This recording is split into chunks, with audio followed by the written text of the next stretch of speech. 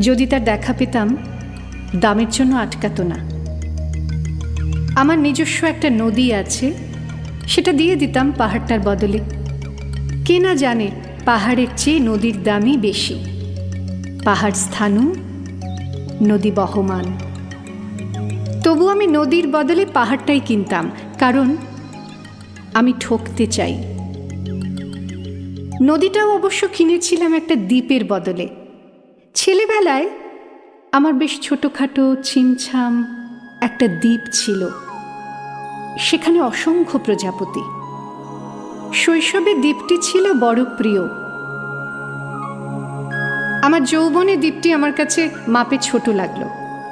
প্রবহমান ছিপছিপে তন্নি নদীটি বেশ পছন্দ হলো আমার। বন্ধুরা বলল, ওইটুকু একটা দ্বীপের বিনিময়ে এত বড় একটা নদী পেয়েছিস, খুব জিতে